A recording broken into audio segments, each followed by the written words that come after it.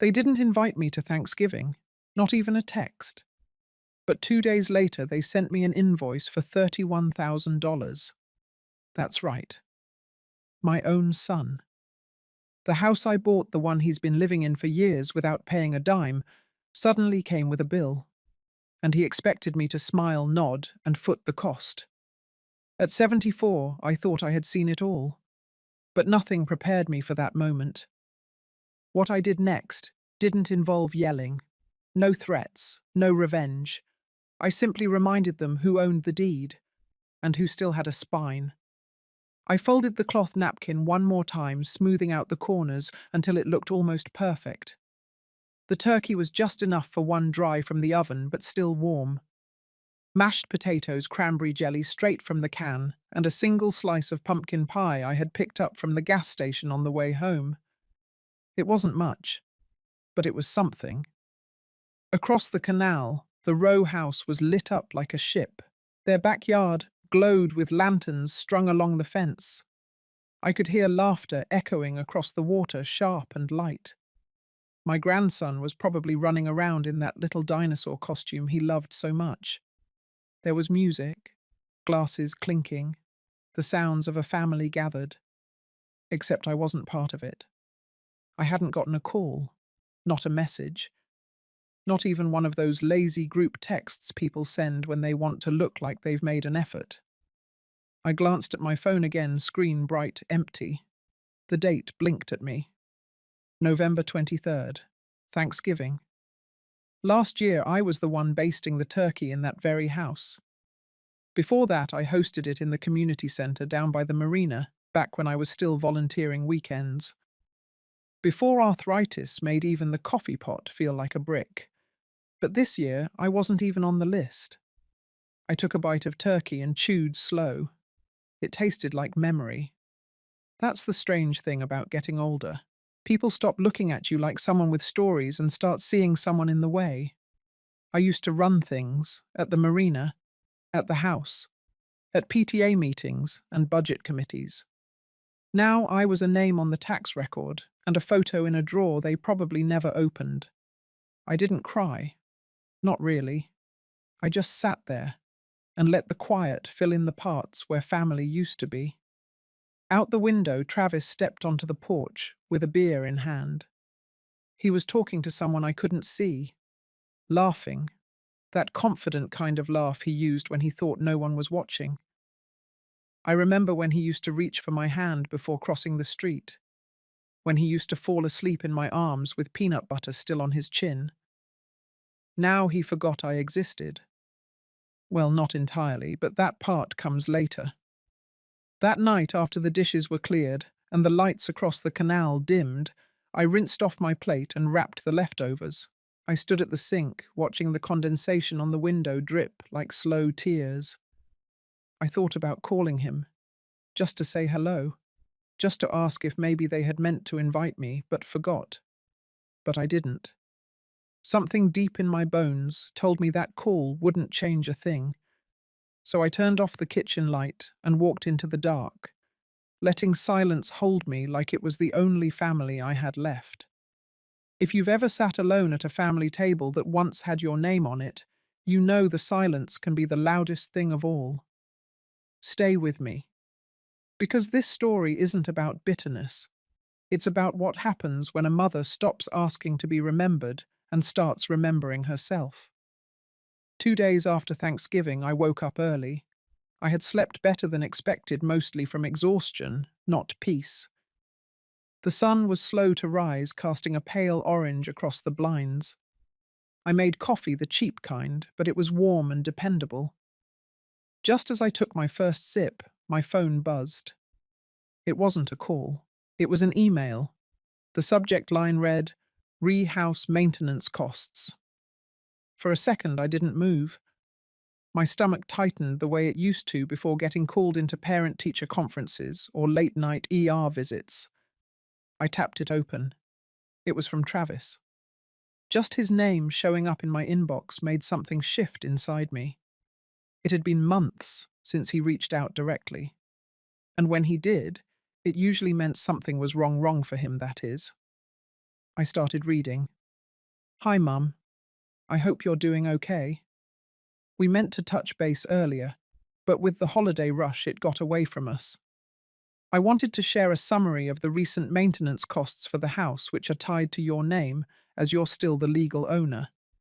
Attached is the breakdown for your share, totaling £31,074. Please review and let us know how you'd like to handle it. I read it again, and then a third time. No invitation to dinner. No checking how I spent Thanksgiving. No photo of the kids. No apology for leaving me alone. Just a spreadsheet with numbers and a polite corporate tone, like I was a landlord he barely knew. Attached was a PDF. I opened it. Paintwork, plumbing backyard deck, repairs new appliances. Some of it was legitimate. Some of it I had no knowledge of. There was a full replacement of the master bathroom vanity. New tile work. Upgraded fixtures. A wine fridge. It was the kind of renovation people do when they're preparing for a magazine shoot, not maintaining an aging property, and somehow they expected me to cover nearly half of it. I scrolled down to the bottom line. He rounded it to exactly 31,000. Just like that. No context, no warning, just a bill. It wasn't a request. It was a notice. He didn't ask if I could help. He expected I would, because I always did. That was the thing with Travis. Ever since he was a boy, he learned I would show up, whether it was a scraped knee or a broken lease. I'd cover for him, quietly, gratefully, because I was his mother, because that's what mothers do. But this wasn't a scraped knee. This was theft, dressed in manners. I closed the email and placed the phone face down. My hands were steady, but my chest felt hollow, like something important had slipped out without me noticing. I thought back to when we first bought that house. After his job at the bank fell through, I offered to help them settle somewhere safe. I put my name on the deed, not to control him, but to protect what was left of our family's security. I never charged rent, never asked for repayment. I even helped with the down payment with the promise that it was still mine, technically. He agreed, said it made sense. Back then, I believed him. Now it was clear he believed something else. That I was too old to remember, too soft to push back, that I'd quietly open a checkbook out of guilt or habit. But I wasn't old enough to forget betrayal. And I wasn't soft enough to pretend I didn't notice. That evening, I didn't reply to his email. Instead, I printed the invoice and pinned it to the corkboard above my writing desk. I stared at the total bolded in black ink and realized something for the first time in years. This wasn't just about money. This was about erasure. He hadn't invited me to Thanksgiving because I no longer served a purpose, because I was no longer a source of joy or usefulness. I was just a name on a deed, a liability to be handled quietly. That's when the quiet inside me started to change shape, not into anger, but into decision. And that decision didn't involve $31,000. It involved remembering exactly who I was. The house Travis lived in wasn't just a building. It was part of me. I could still remember how it looked the first time we walked through it together. The walls were a dull beige, the carpets worn down, but he had stars in his eyes. Lydia had taken my arm and said they could make it a home, but it would take some work. Back then, he had just lost his job at the bank.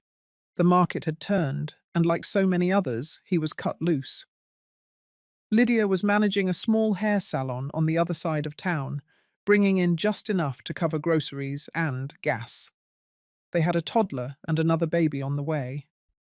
I had just retired from my position as operations manager at the marina.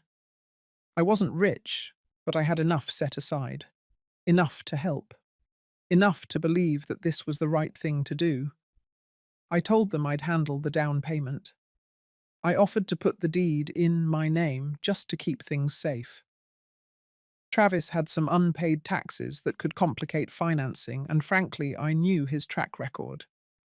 I never said it out loud, but I always knew he wasn't the best with money. He agreed, quickly, maybe too quickly, but I took it as gratitude. The arrangement was clear. They could live there. I wouldn't charge them rent. In return, they'd take care of the place, maintain it, build their life in it. Someday I'd transfer it to them officially, when things settled, when I felt it was time. That was nearly a decade ago. In the early years, things felt right. I'd visit once a week, sometimes twice. I helped them paint the nursery when the second baby arrived. I brought groceries, watched the kids, took Lydia to her appointments when Travis couldn't get away. It wasn't always easy, but it felt meaningful. Then, little by little, the door started to close. They stopped asking me over. They started cancelling dinner plans last minute. Birthdays were celebrated without me. Travis said they were busy. The kids had school. Lydia's schedule was packed. And somehow I always understood. I didn't want to intrude, so I stepped back. But I still paid the property taxes every year, quietly, without asking, just to make sure things stayed clean. I never thought to ask what they were doing with the place. I never imagined they'd renovate it into something else entirely, until that invoice showed up. I sat at my desk that night with the printed bill in front of me and pulled out the folder marked House Row. It was thick. Receipts, tax records, maintenance notes. At the very back, the deed. My name, no one else's. I ran my fingers across the embossed stamp the way someone might trace a name carved on stone. It hit me then, hard. They hadn't just taken over a house. They'd erased the memory of how it became theirs in the first place. Not once had Travis mentioned the help I gave. Not once did Lydia say thank you in the years since. They lived there as if it were rightfully theirs, built from their sweat and money. But it wasn't. It was me. All of it. The floors they walked on, the walls they painted, the garden they reshaped. All of it existed because I stepped in when they had nothing. And now they were handing me a bill, as if I had been freeloading. I leaned back and let that thought settle. My hands didn't shake. My voice didn't rise. There was no need for anger, just clarity. Travis had never wanted a mother. He wanted a cushion. And now that he thought he no longer needed one, he believed I was disposable. He was wrong.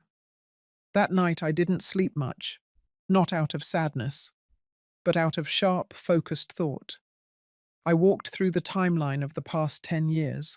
What I gave, what I lost, what they took for granted. And I thought about what came next. Because I still had that deed. I still had a voice. And for the first time in a long time, I intended to use both. I hadn't planned to go near that house again. But sometimes the heart disobeys what the mind decides. 3 days after that invoice arrived, I drove across town. I told myself I just wanted to see the place, just to remind myself it was real, that I hadn't imagined giving them that home, that I hadn't imagined all those years of birthdays, barbecues, and late-night calls from Travis when he didn't know how to unclog a sink. It was early afternoon. The sky was dull and grey, the kind of winter light that made everything look colder than it really was. I parked across the street in the shade of the big elm tree that still hadn't been trimmed. I used to nag Travis about that tree every fall. He always said he'd get to it. He never did. The driveway was empty except for Lydia's silver SUV. A wreath hung on the front door. Holiday lights curled along the porch railings. It all looked festive, normal, inviting. But I knew better now. I stepped out and crossed the street slowly. I wasn't planning to knock. I just wanted a closer look. Maybe a few minutes standing in front of what used to be mine. As I reached the sidewalk, I heard voices. Not yelling, not laughter. Just two people talking quiet, but not quiet enough. The side window was cracked open. Travis and Lydia were in the kitchen. I didn't mean to listen, but I did. Travis said my name. He was frustrated, tired maybe, but not remorseful. She's getting older. I don't think she understands how much this house costs to maintain, he said. Then Lydia's voice. I mean, it's in her name, technically, but we've lived here almost 10 years. We've built a life here. It's basically ours now. Exactly, Travis said. And she's not using it. She doesn't even visit anymore. If she really cared about us, she'd sign it over. There was a pause. Then Lydia added, honestly, she should be grateful we even kept her on the documents. It's not like she's paying utilities or anything. They both laughed, lightly, casually, as if I were a topic at a dinner party, as if I were a burden they were patiently managing. I stepped back from the window. My feet felt heavy in my shoes. There was something about hearing the words out loud. Reading that invoice had stung, but hearing my own child speak of me like that, like I was in the way, like I owed them, there was no dressing that pain. It wasn't just the ingratitude. It was the assumption that I would just give in, that I would quietly disappear, hand them the deed, vanish like smoke. I walked back to the car without looking again. I didn't cry. I didn't get angry. My hands were calm on the steering wheel. But inside something closed. It wasn't spite. It wasn't bitterness. It was recognition. Travis didn't see me as his mother anymore. He saw me as a transaction waiting to be completed, a deed to be signed, a problem to be solved. I drove out of that neighborhood for the last time that day. Back at my condo, I opened the cabinet where I kept all the important documents, deeds, tax returns, legal papers. I took out the folder again, the one marked House, Row. I read through it line by line. I made notes. I called a friend of mine from the Marina, Carol, whose daughter was a real estate attorney. I didn't explain everything. I just asked for a referral. Carol didn't press. She just gave me the number. That night, I boiled pasta and ate at the kitchen counter. I left the radio on an old jazz station from Clearwater and listened to the saxophone hum through the speakers. I didn't think about what Travis had said. I thought about what I was going to do, because now it was no longer about who was right or wrong. It was about remembering I still had choices, and I was about to use them. The next morning, I packed a small overnight bag, a few sweaters, a pair of shoes, my reading glasses, a scarf my sister had given me 15 years ago. I didn't tell anyone I was leaving. There was no one to tell. I drove south along the coast, past the town where I used to work, past the grocery store where everyone used to know my name. The marina sat just beyond the bend, quiet in the winter light. Boats bobbed in the slip, rocking gently like they were breathing. That dock had been my second home for nearly 30 years. I parked near the edge and walked out to the end of the pier. The air smelled like salt and old rope. The breeze carried that faint hum only the sea could bring. I leaned against the railing and closed my eyes. For the first time in weeks, I felt my heartbeat settle. It had been years since I stood on this pier. I stopped visiting after I retired. The old crew moved on. Some passed away, some moved north. The young ones didn't remember who I was, and I didn't blame them. But the sea remembered. And in that moment, I remembered too. I wasn't just someone's mother. I wasn't just a name on a deed. I was a woman who had built a career from nothing, who had overseen daily operations through storms, thefts, budget cuts, and tourist surges. I was the one they called when the harbour lights failed, or when a shipment was held up in customs. I wasn't always loud, but I was always solid. I walked back toward the small cafe that overlooked the water. It used to be just a shack, but someone had turned it into a polished little breakfast spot. I took a table by the window and ordered coffee and toast.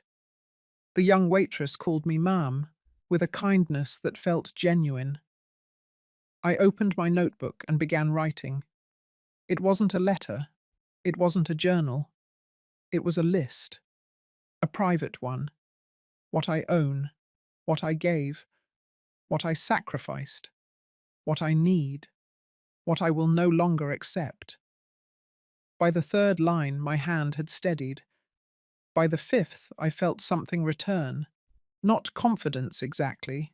Something quieter. Stronger. I spent the night at a small inn by the shore. The bed was stiff and the walls thin, but I slept well. The next morning I made one more stop before heading home. There was a lawyer's office above a fishing gear shop just off the main street. A clean brass plaque read Ashby and Lane Property and Estate Law. I hadn't made an appointment. I didn't need one. Inside, the receptionist offered me tea. I gave her my name and told her I needed to speak to someone about a property matter.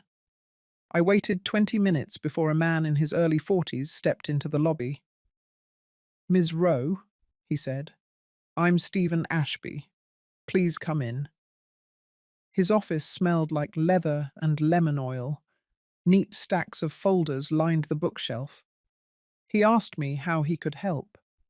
I told him the basics, that I owned a house occupied by my son and his wife, that it was under my name, that I had just received an invoice, that there had been tension.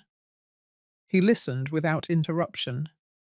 When I finished, he didn't offer advice right away. He leaned back thoughtful. "Do you want to remove them?" he asked finally. I nodded. "Then you can," he said, "and we'll do it legally, respectfully, and in full compliance with Florida property law.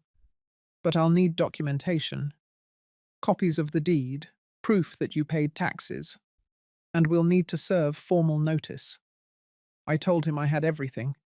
I had kept every receipt, every letter, every official paper for 10 years. He smiled. "Then we'll begin next week." I stood to leave. He offered a handshake. It was firm but kind. Back in my car, I didn't feel triumphant. I didn't feel bitter. I felt ready. This wasn't revenge. This wasn't about punishing Travis. This was about reclaiming space. I had let them live in my home rent-free for a decade.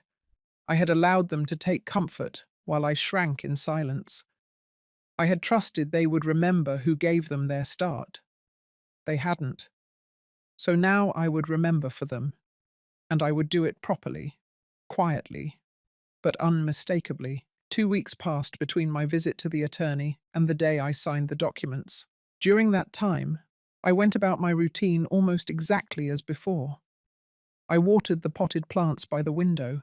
I took short walks around the block. I fed the cat next door when the neighbors were out. On the outside, I was the same. But something inside had shifted. The silence no longer felt like surrender. It felt like preparation. Stephen Ashby worked efficiently. We spoke only twice after our first meeting. He requested additional paperwork, which I had already prepared. Every page was organized, dated, and clipped. He was impressed by my record keeping. I didn't explain that being overlooked for years had trained me to keep track of everything. On the 14th day, I signed the order for formal notice. We weren't evicting them yet. That would be premature. But we were starting the process of reasserting ownership. It began with a letter, polite, neutral, legal. It stated that I, as the sole legal title holder of the property, was undergoing a review of the occupancy agreement. It reminded them that there had never been a formal lease, that their stay had been based on family arrangement, not a contract. It requested a meeting to discuss next steps regarding future tenancy. In short, it made it clear the silence was over. Stephen sent the letter via certified mail return receipt requested. I received confirmation 2 days later. Lydia had signed for it. I waited. 3 days. No email, no call, no knock on the door. On the 4th day, a reply arrived. It wasn't from Travis. It came from a local attorney I didn't know. A short letter unsigned by Travis himself, referencing ongoing occupancy and potential ownership implications. Stephen reviewed it calmly. "They're getting nervous," he said. We drafted our response. Cordial. Direct. We reiterated the facts. We reminded them of the absence of any financial contribution on record. No rent. No shared property tax. No documented agreement of transfer. And we enclosed a preliminary notice to vacate 90 days. Not a threat. A step. I signed my name at the bottom, slow and deliberate. I didn't cry. I didn't hesitate. My hand was steady. That evening I lit a candle on the kitchen table. Not for prayer, not for drama, just for stillness. I sat in its glow, sipped my tea, and realized this was the first time in years I had made a decision that was solely mine, not for peacekeeping, not for forgiveness, not for family, for me. Somewhere across town, I imagined Travis reading the letter. I pictured Lydia pacing their remodeled kitchen, the one they built on assumptions. I wondered what they would say, but I didn't dwell, because this wasn't about their reaction anymore. It was about reclaiming the right to respond. On my terms, in my voice, through legal channels that couldn't be talked over at family dinners. They had wanted silence. Now they had clarity, and clarity was far more powerful. The first sign that they felt the shift was when Lydia showed up at my door. It was early afternoon, the sun filtering through the blinds in strips of soft gold. I was sitting at the table with a half-finished crossword and a warm cup of mint tea when the knock came. Soft at first, then firmer. I opened the door and found her standing there, her hands tucked into the pockets of a thick beige coat. She looked surprised that I answered so quickly, as if she had hoped I wouldn't. We stared at each other for a long second. She didn't ask to come in, and I didn't offer. She glanced at the floor, then straightened her spine and fixed her eyes on me with a blend of guilt and defiance. "We got your letter," she said. I nodded once. "We didn't expect this from you," she added. It felt cold. I didn't respond, not with words, just that still silence that had become my language lately. She shifted her weight. "I mean, it's just, after everything, we didn't think you'd go that route. With lawyers." Still, I said nothing. Because what was there to say to someone who had spent years believing I was too weak to act, too sentimental to defend myself? Lydia finally broke the silence with a thin smile, one that didn't touch her eyes. "Travis is upset," she said. "He feels like you blindsided him." I thought about the decade of unpaid gratitude. The birthdays missed, the dinners unreturned, the holidays unacknowledged, the $31,000 invoice sent without warning. If Travis felt blindsided, it was only because he had never considered I had boundaries to cross. He thought we were family, Lydia added.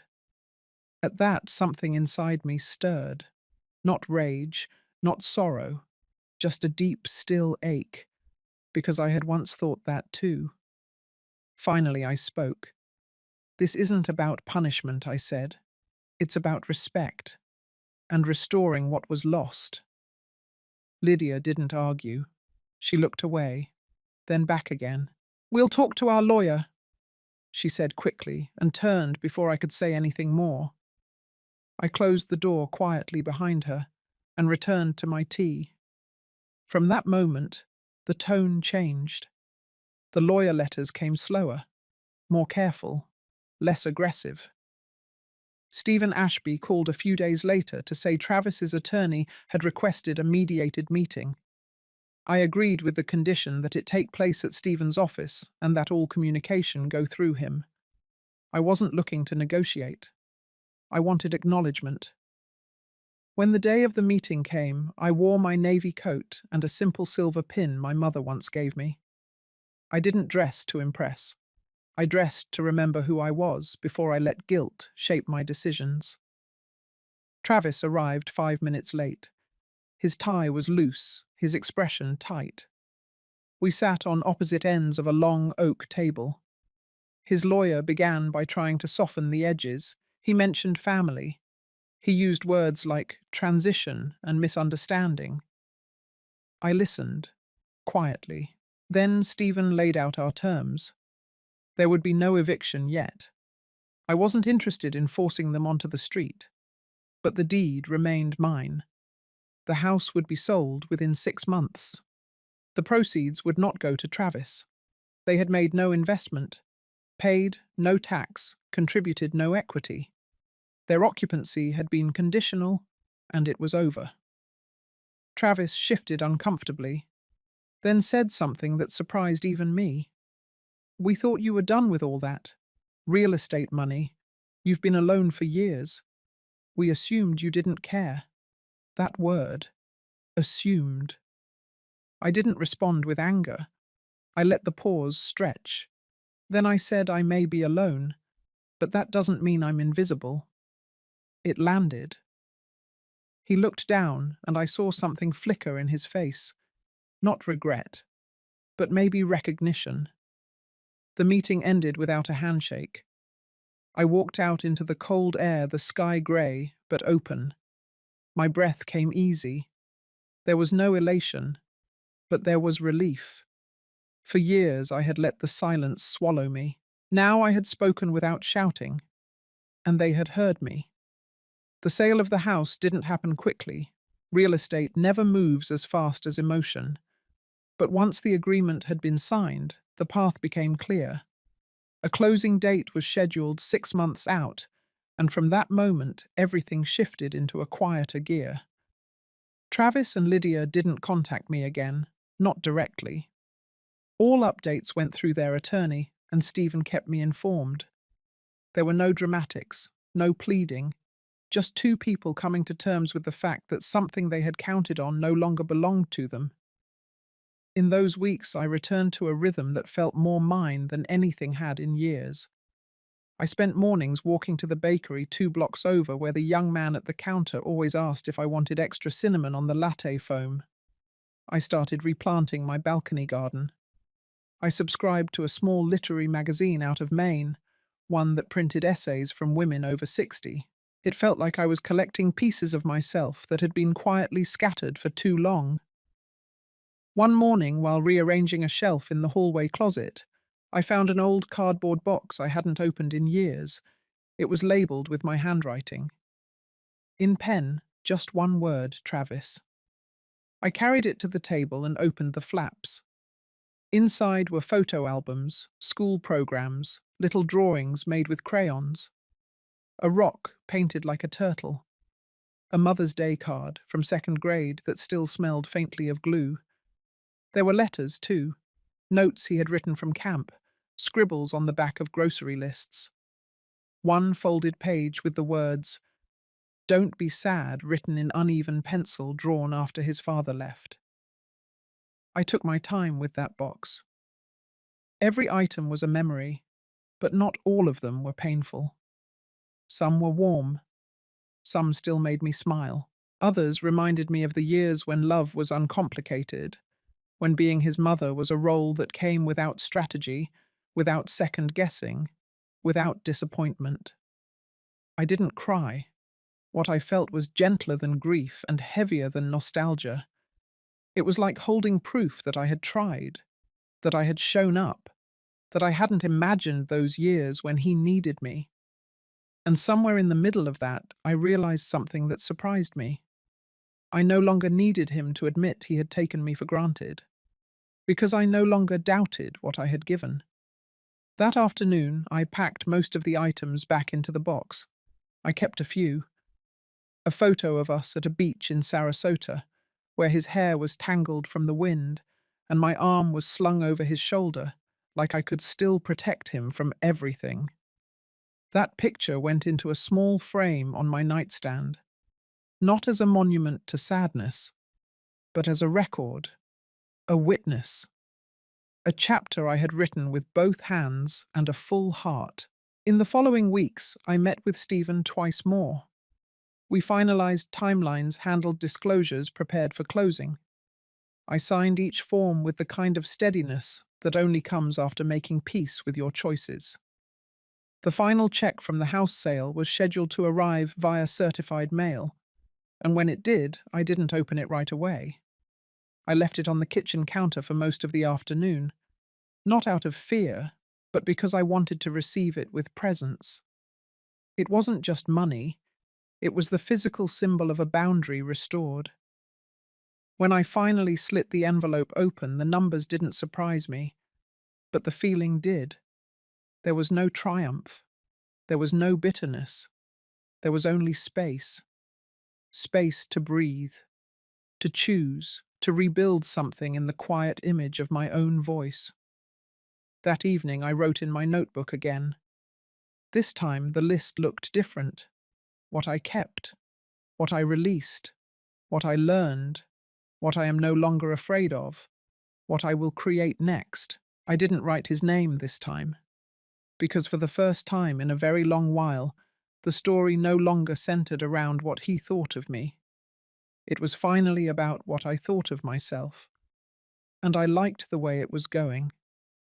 The day of the closing came on a Tuesday morning, bright and windless.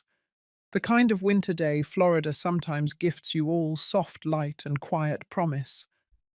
I dressed in navy slacks and a pressed blouse. Simple, steady colors. Nothing flashy. Nothing to prove. Stephen met me in the conference room at the title office. The air smelled faintly of fresh paper and coffee.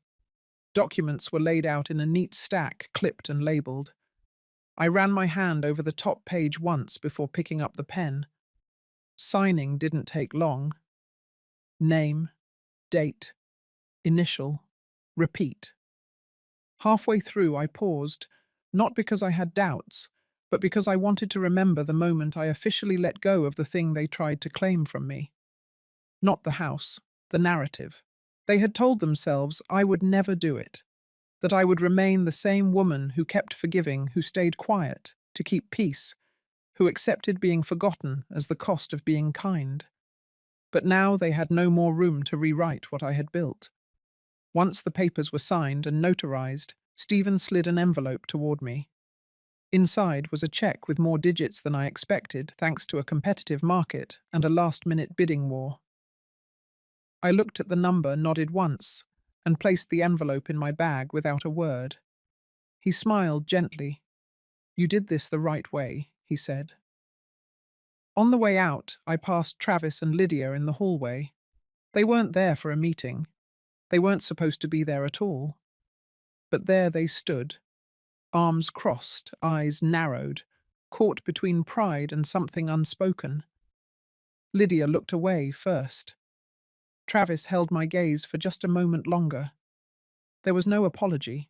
There was no anger either. Only a strange, hollow silence, the kind that lingers after a door has been shut too many times. I gave them a polite nod and walked past without slowing down. Later that day, I returned to the marina. I hadn't been there since the start of the legal process. The boats still bobbed in their slips. The breeze carried salt and memory.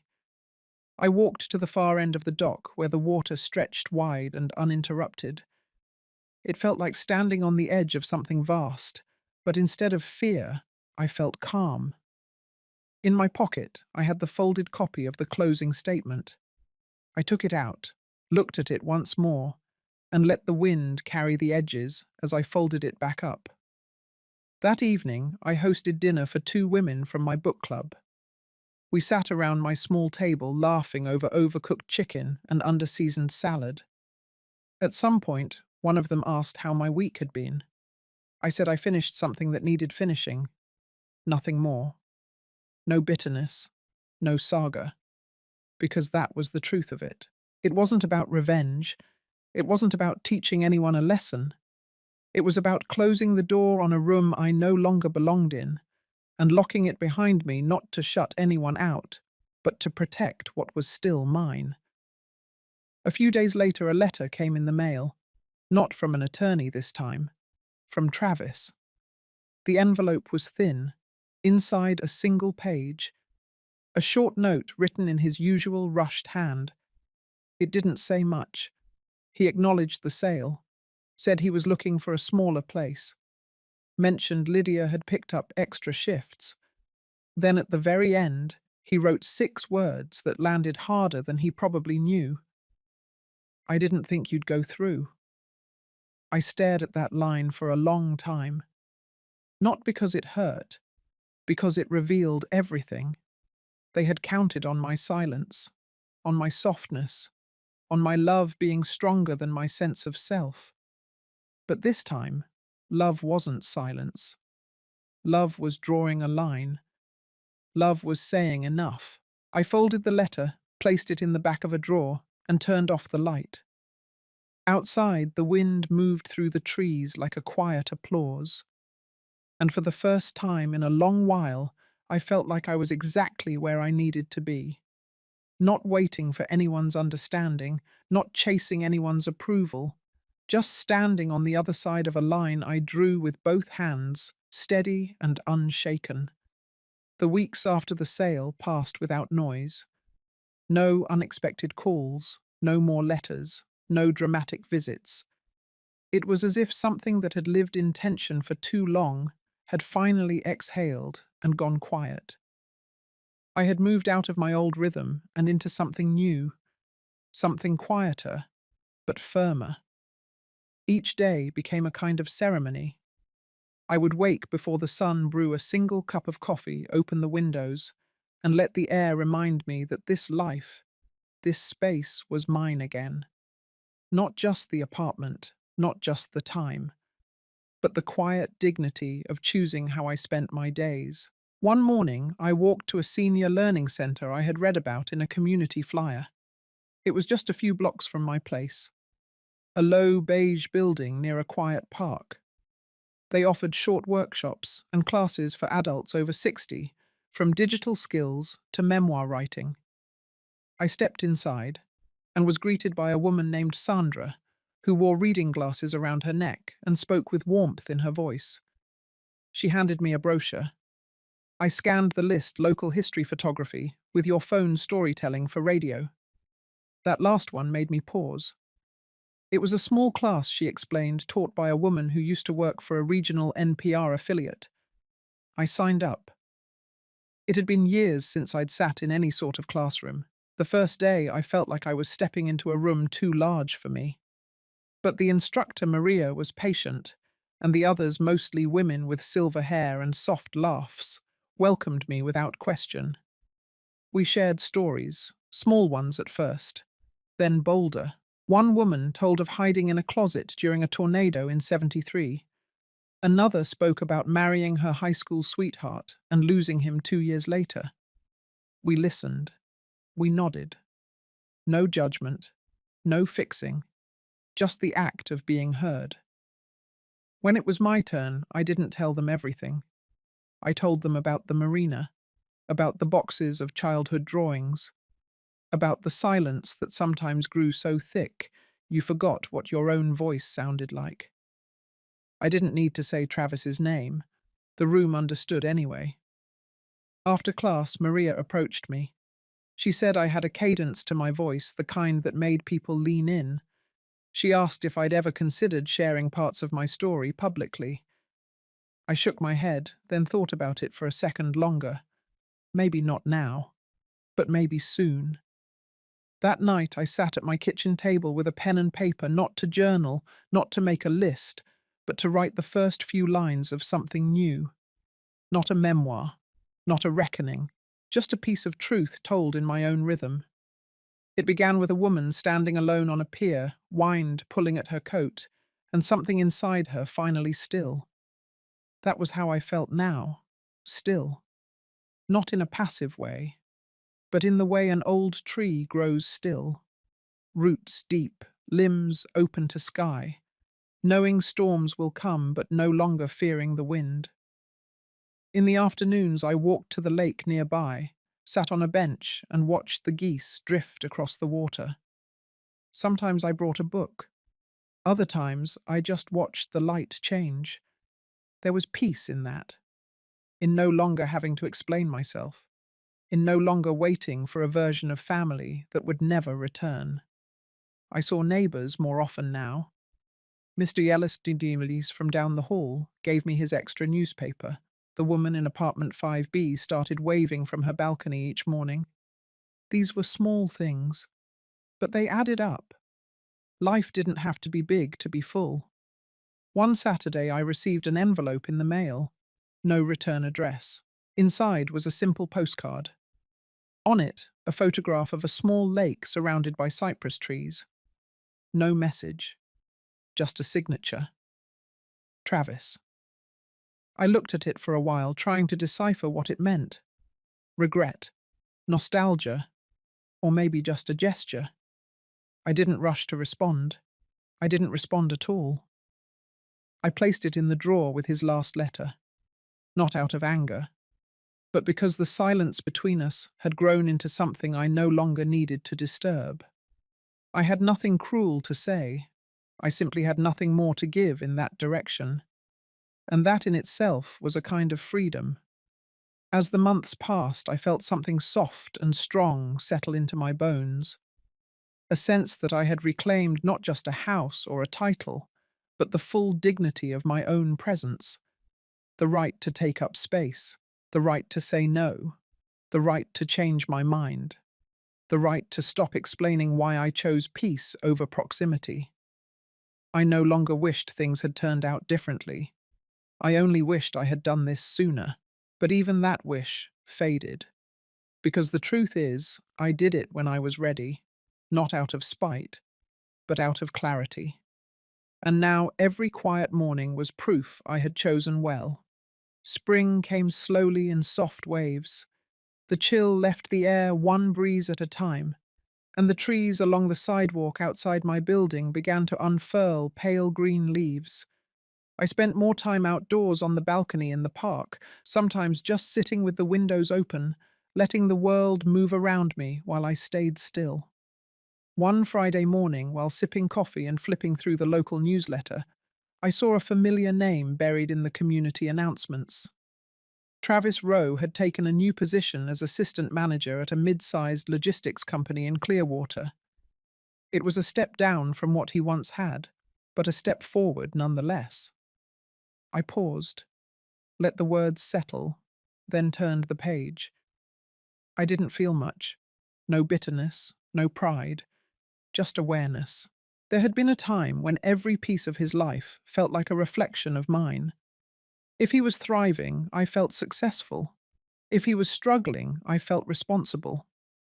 That tether had snapped quietly sometime in the months since the house closed, and now he was simply a man rebuilding a life I no longer needed to monitor. A week later, I ran into someone who used to live near my old house, Joanne, who worked part-time at the co-op and always wore a red scarf, regardless of season. She stopped me on the street outside the market, her expression warm but slightly cautious. She asked how I was. I said I was doing well. Then she said she had seen Travis and Lydia recently. They were living in a duplex across town, she said, and from what she could tell, they were keeping things quiet. Joanne's tone was polite, but the silence between her sentences was thick with unspoken curiosity. I smiled and changed the subject, complimenting her scarf. She caught the message and didn't press. That night, I thought about how far things had shifted. There had been a time when being excluded from their lives would have broken me, when hearing about Travis secondhand would have pierced something in me that never quite healed, but not anymore. Distance had become a form of protection, a gift I gave myself. I still kept the few photos in my bedroom drawer, not to dwell, not to ache, but because they were part of the story, and I wasn't trying to erase the past. I was only making room for the future to grow in a cleaner space. The class at the senior center continued. Maria invited me to contribute a piece to the community radio hour, a small story, 5 minutes max. I wrote about the first time I felt real wind at sea on a boat with my father when I was 9, the way it filled the sail and tilted the boat just enough to thrill me. When the piece aired, I sat alone on the couch and listened with the lights off. There was something quiet and powerful about hearing your own voice carry truth into a world that had once tried to ignore it. In April, I received another postcard. This one showed the desert. Red rock cliffs, a sky bruised with dusk. On the back, just the words, "Hope you're doing well." Travis again. It wasn't much, but it also wasn't nothing. I didn't respond. I didn't need to, because my life was no longer defined by whether he understood me. It was defined by whether I understood myself. And in that season of small blooms and quiet growth, I knew this I had changed. Not loudly, not all at once, but fully. And now, no matter where he stood, or what he thought, I had stepped beyond the version of me who needed to be seen in order to exist. I existed anyway. I flourished anyway. Summer arrived quietly that year, not with fanfare, but with the slow shift of longer days and warm evenings that wrapped themselves around you like soft fabric. By then, I had found a rhythm that didn't require permission or validation. I woke when the light touched the curtains. I took long walks without needing a destination. I started cooking again, small meals for one plated with care, as if I were finally learning to nourish myself without the need to serve others. There were moments when I thought of Travis, but they no longer carried weight. They arrived like passing clouds, acknowledged, then gone. I kept writing, not to be published, not to be known, just to hear my thoughts spoken in my own voice. Words had always been how I made sense of the world. Now they were how I made peace with it. One evening I sat on the back steps of my apartment building listening to the laughter of neighbors drift through the dusk. There was a gathering upstairs. Someone had brought out a small radio, and old soul music played like a soft heartbeat through the walls. I let my head rest back against the brick and looked up. The sky was still light, but stars were beginning to flicker through. That was how I felt. Steady, still, and beginning to glow again after too long in the dark. I hadn't heard from Travis in weeks. No more postcards, no letters, no news from the neighbors. But that was all right, because the silence wasn't emptiness anymore. It was space. And I had filled that space with something far more sacred than reconciliation. I had filled it with myself. It struck me then how often women are told their worth is in what they hold together. Families, traditions, holidays, homes. But no one tells you that there is power in letting go, that walking away with your name intact and your peace restored is a kind of triumph few will ever understand. I had chosen myself, not out of selfishness, but out of survival. And now I lived in a place built not from obligation, but from quiet, deliberate decisions. I had created a life where I could finally hear my own footsteps, where the echoes didn't belong to someone else's disappointment. One afternoon, I opened a new notebook. At the top of the first page, I wrote 5 words. I owe myself this chapter. And I meant it. Not as revenge, not as a declaration, but as truth. I had arrived in this life not by accident, but by choosing to stop shrinking, to stop apologizing, to stop waiting at the threshold of someone else's comfort. That was the real ending, not the check, not the closing, not even the silence. The real ending was becoming the kind of woman who no longer asked to be loved the right way, but who loved herself enough to walk away when she wasn't. And in that ending there was something beautiful, a beginning. If you've ever felt like you gave too much and were left with too little, I hope this story reminded you of the quiet strength you still hold. Sometimes choosing peace means choosing distance, and sometimes the most powerful thing we can do is simply walk away with our dignity intact. If this story touched you, I'd love to know. Share your thoughts or your own story below. Let's keep this space a place where women's voices, especially the quiet ones, can be heard.